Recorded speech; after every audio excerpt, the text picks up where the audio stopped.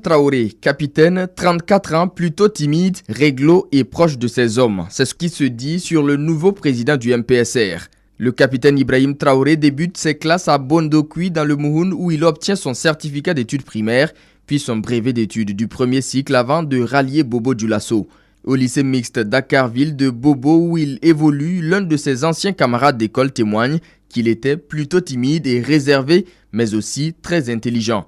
Les membres de l'association des élèves et étudiants musulmans du Burkina AEMB se souviennent également d'un garçon très calme. Après son baccalauréat obtenu en 2007, le jeune Ibrahim Traoré rejoint Ouagadougou pour poursuivre ses études à l'université Joseph Kizerbo. C'est en 2010 que Ibrahim Traoré intègre l'armée. 2 ans après, il porte ses premiers galons. Le jeune sous-lieutenant est affecté au régiment d'artillerie basé à Kaya dans la région du Centre-Nord pour le compte de la première région militaire.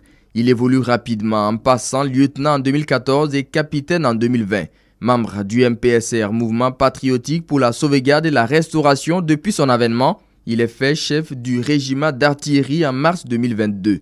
Pour les soldats qui ont servi sous son autorité, il jouit d'une grande confiance de ses camarades d'armes. Il est réglo, nous souffle une source. Selon elle, Traoré est proche de ses hommes, volontaires et courageux. On avait un poste avancé, mais il faisait quand même des escortes pour nous rejoindre. Alors que ceux que nous avons relevés disaient que leurs gars n'avaient jamais mis pied sur place, raconte notre interlocuteur avant d'ajouter « il ne pouvait pas faire 6 mois sans aller dans un détachement ». Le capitaine Ibrahim Traoré a également fait ses preuves lors de l'opération militaire au Tapuanou en 2019 dans la région de l'Est, à laquelle il a participé pendant 7 mois. Il a aussi servi au sein du détachement de Marcoy, dans la région du Sahel et dans plusieurs opérations militaires dans le secteur nord du théâtre des opérations.